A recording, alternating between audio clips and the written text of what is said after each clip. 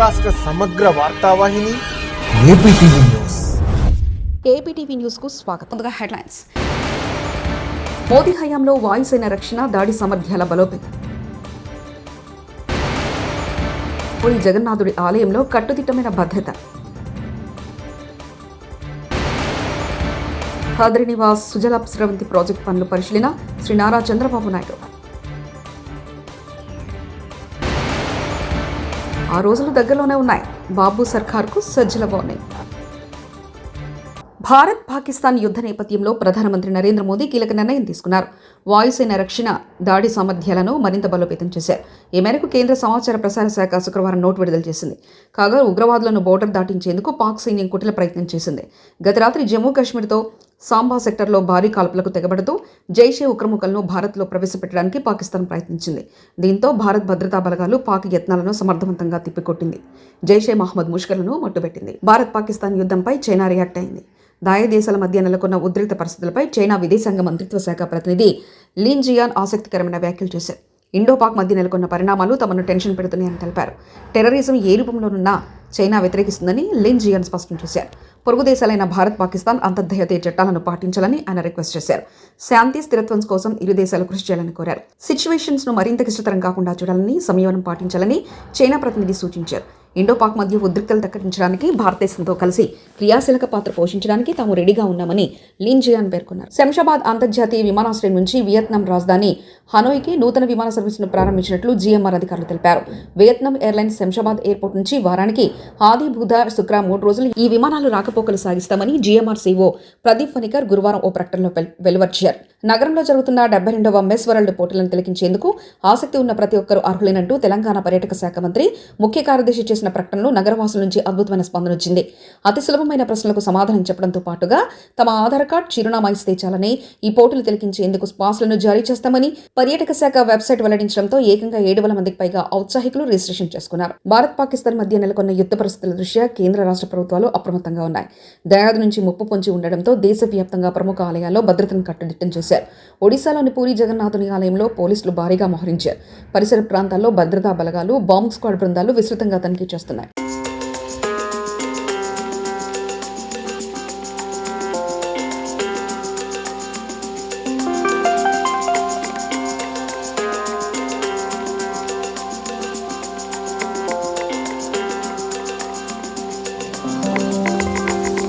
ముఖ్యమంత్రి చంద్రబాబు నాయుడు శుక్రవారం అనంతపురం జిల్లాలో పర్యటించనున్నారు. ఉరవకొండ నియోజకవర్గంలో హాంద్రినివా కాల్వ విస్తరణ, లైనింగ్ పనులకు ఆయన పరిశీలిస్తారు. శుక్రవారం ఉదయం విజయవాడ విమానాశ్రయం నుంచి బయలుదేరి శ్రీ సత్యసాయి జిల్లాలో పుట్టపర్తి ఎయిర్పోర్టుకు చేరుకుంటారు. అక్కడి నుంచి హెలికాప్టర్లో ఉరవకొండ నియోజకవర్గంలోని వజ్రకరూరు మండలం చయాపురానికి చేరుకుని ఆ తర్వాత రోడ్డు మార్గాన ఆ గ్రామ సమీపంలోని హాంద్రినివా కాలువ వద్దకు చేరుకుంటారు. అనంతరం జలవనరుల శాఖ అధికారులతో సమావేశమవుతారు. ఛాయాపురం ప్రజలతో ముఖాముఖి మాట్లాడతారు.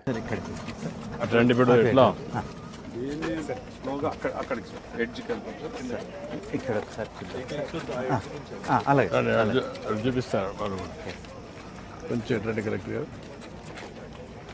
మొత్తం సార్ ఇక్కడ 10 మీటర్ల టేప్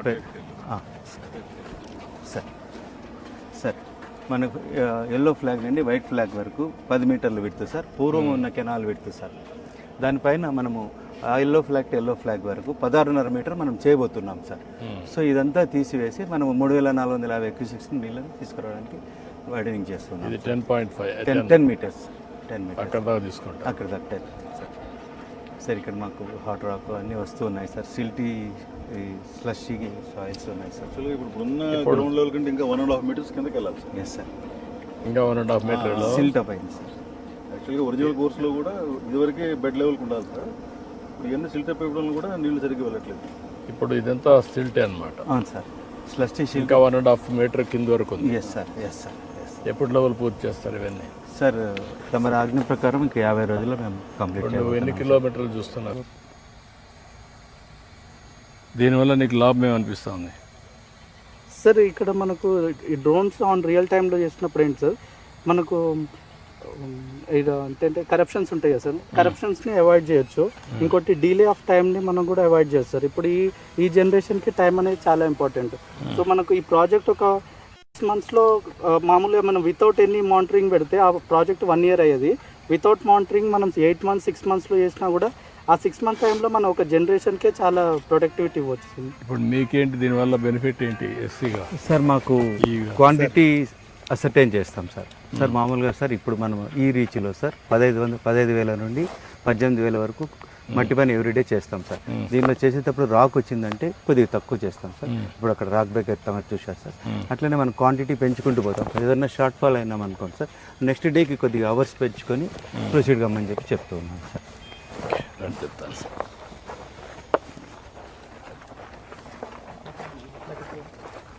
ఇంకొక సార్ ఇంకేంటి ఇంకేమున్నాయి సార్ మీరు? సార్ ఓవరాల్గా సార్ మనం ఇక్కడ లైనింగ్ కూడా ఫేజ్ 2లో బాగా జరుగుతుంది సార్. ఇప్పుడు పొటెన్షియల్ మూమెంట్ కూడా చాలా ఎక్కువ వచ్చింది సార్. అందరూ ఈ జూన్ ఎండింగ్కి కంప్లీట్ చేయాలనే ఉద్దేశంతో బ్యాచింగ్ ప్లాంట్లు కానీ ట్రాన్స్మిటర్లు కానీ సార్ బ్యాచింగ్ ప్లాంట్లు కానీ తర్వాత అన్నీ కూడా సిస్టమేటిక్గా వస్తుంది సార్. షార్ట్ క్రీటింగ్ కూడా స్టార్ట్ చేశాం సార్. ఇప్పుడు ఉంటాం 1996లో మార్చి 11వ తారీఖున నేనొచ్చి హంద్రీ నేవాక్ ఫౌండేషన్ ఉరవకొండ నియోజకవర్గంలో వేశాను. ఇది ఒక చరిత్ర అని చెప్పి కూడా నేను మీకు తెలియజేస్తున్నా. ఎగ్జాక్ట్గా దగ్గర 29 సంవత్సరాలు. అయితే ఈ యొక్క ప్రాజెక్ట్ను ఒక్కసారి మనందరం ఆలోచిస్తే మనందరి ప్రియతమ నాయకుడు ఎన్టీ రామారావు గారి కళ. ఆ రోజు మీరు చూస్తే రాయలసీమకు నీళ్లు లేవు, రాయలసీమ ఎడారిగా మారిపోతుందని అందరూ కూడా చేతులెత్తేసిన పరిస్థితి. అలాంటి పరిస్థితిలో ఒక నమ్మకాన్ని కల్పించిన ఏకైక వ్యక్తి నందమూరి తారక రామారావు గారని చెప్పి నేను మీకు తెలియజేస్తున్నా. ఆ రోజు బచావత్ అవార్డు ఉండేది. ఇక్కడుండే వాళ్ళకు చాలామందికి తెలియకపోవచ్చు. కృష్ణా జలాలు ఆ బచావత్ అవార్డు ప్రకారం నేరుగా అలొకేషన్ ఎక్కడుంటే అక్కడే ఇచ్చేవాళ్ళు. ఆ రోజు ఎన్టీ రామారావు గారు క్షుణ్ణంగా పరిశీలించి మిగులు జలాలు వాడుకునే శక్తి అవకాశం ఆంధ్రప్రదేశ్కు ఉందని నిర్ణయించి అందులో భాగంగానే అంద్రి నీవా, నగిరి గాలేరు, తెలుగు గంగా ఇలాంటి ప్రాజెక్టులు తీసుకొచ్చి రాయలసీమ దశ దిశ మార్చడానికి రూపకల్పన చేసిన ఏకైక నాయకుడు నందమూరి తారక రామారావు గారు. ఆ తర్వాత నేను ముఖ్యమంత్రి అయిన తర్వాత నేను ఆలోచించాను. నేను చాలా విషయాలు ఈ జిల్లాలో చూశాను. 45 సంవత్సరాల సుదీర్ఘ రాజకీయ జీవితంలో ఈరోజు మీరు చూస్తే ఈ జిల్లాలో రాయదుర్గం ఎడారిగా మారిపోయే పరిస్థితికి వచ్చింది. దానిపైన నేను ఆలోచించి మళ్ళీ ఎడారిగా మారకుండా ఉండడానికి ఏమేం చేయాలనో అలాంటి కార్యక్రమాలు చేపట్టాం. నేను జిల్లాకు వస్తే మీ అభిమానం చూసేవాడిని. గుంటూరు సిఐడి కార్యాలయంలో వైఎస్ఆర్సీపీ నేత సజ్జల రామకృష్ణారెడ్డి విచారణ ముగిసింది. అనంతరం ఆయన మీడియాతో మాట్లాడుతూ టీడీపీ ఆఫీస్పై దాడికి సంబంధించిన అక్రమ కేసులో విచారణకు పిలిచారని, బాధ్యత కలిగిన పౌరుడిగా విచారణకు వచ్చారని తెలిపారు. గతంలో కూడా ఒకసారి విచారణకు వచ్చారని చెప్పారు. ప్రజాస్వామ్యంలో పట్టాభిలాగా బూతులు మాట్లాడారు. టీడీపీ నాయకుడు పట్టాభి ఎలా మాట్లాడాడో అందరికీ తెలుసని సజ్జల అన్నారు. పౌరుడిగా సహకరించాలి, దర్యాప్తుకు సహకరించాలి. అది కేసు ఎలాంటిదైనా, అందులో వాస్తవాలు లేకపోయినా తప్పుడుదైనా వచ్చాం. వాళ్ళు అడిగిన ప్రశ్నలన్నిటికీ సమాధానాలు ఇచ్చాం. గతంలో కూడా చెప్పాము. అప్పుడు బై ఎలక్షన్ జరుగుతున్నందువల్ల నేను ఇక్కడ లేను. దానికి సంబంధించిన ఆధారాలు కూడా ఇంతకుముందే ఇచ్చాం. అయినప్పటికీ మళ్ళీ పిలిచారు. సో మీ సూచనల ప్రకారమే జరిగిందా అని ఇలాంటి క్వశ్చన్లన్నీ వేశారు. ప్రజాస్వామ్యంలో ఎవరు బూతులు అట్లా పట్టాభిలాగా బూతులు తిట్టినప్పుడు బాధపడతాం, ఆక్రోశం వస్తుంది. ఇందుకోసం ఆ రాజకీయాల్లో ప్రజా జీవితంలో ఉండే బాధ కలుగుతుంది. కానీ అంత అసభ్యకరంగా ఘోరంగా ఎవరు వినలేనంతగా మాట్లాడారు. కానీ దాడులు పరిష్కారం అని అయితే మేము అనుకోము. అలాంటి వాటిని మా నాయకుడు కానీ మేము కానీ ఎంకరేజ్ చేయము. బట్ సంయమనం అనేది ఆ వైపు ఉండాలి. ఉంటేనే రెండో ఇప్పుడు రియాక్షన్ ఎవడన్నా, అందులో జగన్మోహన్ రెడ్డి గారు లాంటి ప్రజానాయకుడు, ప్రజల్లో బలమైన పట్టు అభిమానం ఉన్న నాయకులు, అభిమానులు చాలామంది ఉంటారు. వాళ్ళు పార్టీ కార్యకర్తలే కాదు, అన్ని రకాలుగా ఉంటారు. అలాంటి పరిణామాలు ఏం జరగకూడదు అనుకుంటే మాట్లాడేటప్పుడు సంయమనం ఉండాలి. అది ఇటువైనా అటైనా ఎవరికైనా సరే పబ్లిక్ లైఫ్లో ఉండదు. అటు రెండు కరెక్ట్ కాదని చెప్తాం. ఇప్పుడు కూడా అదే చెప్పాను. కానీ దీనికి సంబంధించినంతవరకు నేను లేని ఆ రోజు అని చెప్పినా కూడా ఈరోజు మళ్ళీ అడిగారు. తెలిసిన విషయాలు ఏమన్నా చెప్పమన్నారు. తెలియనివే మొత్తం మీరు అడుగుతున్నవేవి నాకు తెలియదని చెప్పాను. మళ్ళీ పిలిస్తే మళ్ళీ వస్తామని చెప్పాను. ఇది కేసుకు సంబంధించి ఈరోజు జరిగింది. ఇది కాక ఎలాగో సందర్భం వచ్చింది కాబట్టి ఇక్కడికి వచ్చాం. మీరంతా మీడియా మిత్రులు ఉన్నారు కాబట్టి ఈ సంవత్సరంగా మీరు చూస్తుంటే అది రోజు రోజుకు పెరిగిపోతుంది. ఈ సోకాళ్ళ రెడ్ బుక్ పాలన అనేది ఆ రోజు అతను లోకేష్ అంటుంటే ఏదో పొలిటికల్ రిటారిక్లో. తెలంగాణ మీడియా అకాడమీ చేస్తున్న జర్నలిస్టుల సంక్షేమ కార్యక్రమంలో భాగంగా జర్నలిస్టుల సంక్షేమ నిధి నుండి ఇటీవల మరణించిన 34 జర్నలిస్టుల కుటుంబాలకు ఒక్కొక్కరికి ₹1,00,000 ఆర్థిక సాయం మీడియా అకాడమీ అందిస్తుందని అకాడమీ చైర్మన్ కె. శ్రీనివాసరెడ్డి తెలిపారు. గత 6 నెలల వ్యవధిలోని ఈ జర్నలిస్టులు చనిపోయారని అన్నారు. వీరి కుటుంబాలకు ₹1,00,000 ఆర్థిక సాయంతో పాటు చనిపోయిన జర్నలిస్టుల భార్యలకు నెలకు ₹3,000 పెన్షన్ అకాడమీ ఇస్తుందని, ఇది 5 సంవత్సరాల పాటు అందజేస్తామని తెలిపారు. పెన్షన్తో పాటు వారి పిల్లలకు ఎల్కేజీ నుంచి 10వ తరగతి వరకు చదువుకోవడానికి నెలకు ₹1,000 అందజేస్తామన్నారు. ప్రాణాంతకర వ్యాధులతో బాధపడుతూ ప్రమాదానికి గురైన జర్నలిస్టులకు ₹50,000 ఆర్థిక సాయం అందజేస్తామని శ్రీ కె. శ్రీనివాసరెడ్డి తెలిపారు. తెలంగాణ రాష్ట్రంలో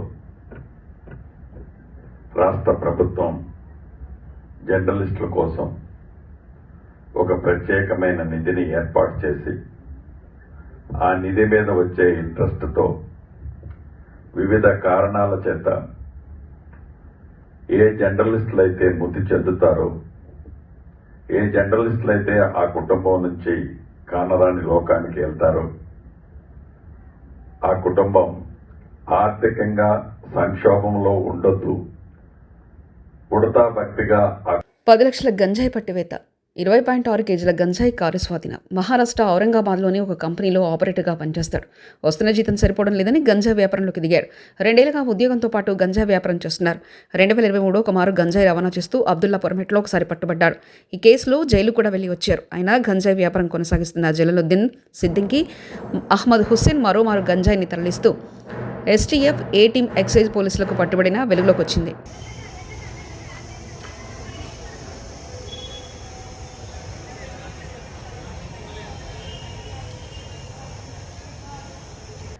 చింతామోహన్ కేంద్ర మాజీ మంత్రి, కాంగ్రెస్ పార్టీ సీనియర్ నాయకుల కామెంట్స్. భారత సైనికులకు తల వంచి వినయంగా సెల్యూట్ చేస్తున్నా. భారతదేశ ప్రతిష్టను కాపాడుతున్న సైనికులకు కాంగ్రెస్ పార్టీ తరఫున పూర్తి మద్దతు తెలియజేస్తున్నా. గత సంవత్సర కాలంలో టీడీటీ పరిపాలనా భవనం వద్ద కాంగ్రెస్ పార్టీ ఆధ్వర్యంలో 30 సార్లకు పైగా ఆందోళన చేపట్టాం. టీడీటీలో పనిచేసే అర్చకులు, శాశ్వత ఉద్యోగస్తులకు, వర్కింగ్ జర్నలిస్టులకు ఇళ్ల స్థలాలు ఇవ్వాలని కోరాం. చంద్రబాబు నాయుడు టీడీటీ ఉద్యోగుల ఇళ్ల స్థలాల అంశంపై వెంటనే స్పందించారు. అలిపేర నుంచి పేరూరు దాకా ఉన్న 400 ఎకరాల్లో 5 సెంట్లు లెక్కన అర్చకులందరికీ, శాశ్వత ఉద్యోగస్తులందరికీ ఇవ్వాలని మాది మొదటి డిమాండ్. ఏమి నువ్వు టాటా బిర్లాలకి ఇస్తున్నావు 100 ఎకరాలు, ఎందుకు ఇవ్వకూడదు? వాళ్ళు కష్టపడి పనిచేస్తున్నారు. అర్చకులు, శాశ్వత ఉద్యోగస్తులు 24 గంటలు. వాళ్ళ డిమాండ్ని వాళ్ళు అడగలేకపోతున్నారు. మేము అడుగుతున్నాం కాంగ్రెస్ పార్టీ తరఫున, మీరు ఖచ్చితంగా ఇచ్చి తీరాల్సిందే చంద్రబాబు నాయుడు గారు. రెండవది, 14 సంవత్సరాలు ముఖ్యమంత్రిగా ఉన్నాడు చంద్రబాబు నాయుడు. ఆయన ఈ మధ్యకాలంలో సామాజిక న్యాయం అని చెప్పి మాట్లాడుతున్నాడు. మరి కొండపైన 500 అంగళ్ళు ఉన్నాయి. ఈ 500 అంగళ్ళు మోదీ హయాంలో వాయుసేన రక్షణ, దాడి సామర్థ్యాల బలోపేతం. పూరి జగన్నాథుడి ఆలయంలో కట్టుదిట్టమైన భద్రత. ఖాద్రి నివాస్ సుజల స్రవంతి ప్రాజెక్టు పనుల పరిశీలన శ్రీ నారా చంద్రబాబు నాయుడు. 6 రోజులు దగ్గరలోనే ఉన్నాయి. బాబు సర్కార్కు సజ్జల వార్నింగ్. ఇవి బులెటిన్ విశేషాలు. చూస్తూనే ఉండండి ఏపీటీవీ న్యూస్.